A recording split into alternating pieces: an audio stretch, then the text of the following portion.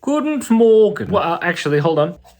I'm awake, you shush. Somebody woke up at 3 a.m. in the morning, and then that person who will rename name, and that person can't talk. And we're going to draw a face on the box. Twice, one nose, one mouth. Now, if we position it correctly, I'll be able to have a nap whilst making the video. Oh no! No, hold. I just have to breathe in constantly so it doesn't fall off. I wanted to tell you a thing about memory. There's this list, right, that I'm not going to make up right now. I'm not really, because I remember this list. I read a book by a guy named Mr. Brown, or Darren, as people like to call him. He's a British illusionist / mentalist. I like the idea of being a mentalist, because that's what I do all the time. What are we talking about? Darren Brown. So in his book that I listened to, his audiobook, he talked about a list of words and a technique, a memory technique to remember words. And what you do is it's called the linking technique. So you get one word and then you get another word and you link those words together and you make a cool mask that you can walk around and wear. Oh no, Susan! Oh, I killed Susan. Susan's remains can remain on my head. That's why it's called remains. Oh, I could just wear it like this and have a nap.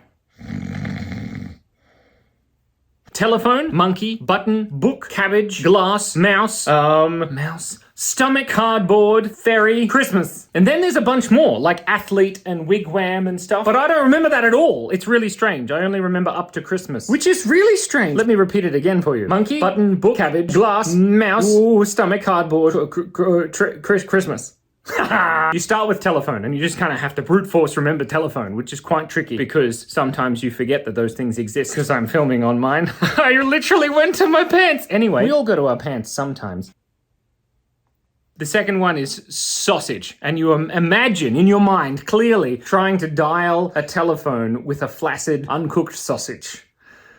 And then the next one is monkey. And then you imagine walking through the jungle, right? After your hands are covered with this gross, slimy stuff from the sausage. And you see in the distance a group of monkeys. And those group of monkeys are super intelligent monkeys that have created and invented barbecues, and they're barbecuing sausages. And then you imagine walking home and going back into your room and then buttoning up your shirt. But the monkey is buttoning up your shirt. And that's really weird because you don't have any pants on. And that's not a dream that I've ever had, that Darren Brown seems to say in his book. That's who turned the elevator on? Let me just catch up on my sleep.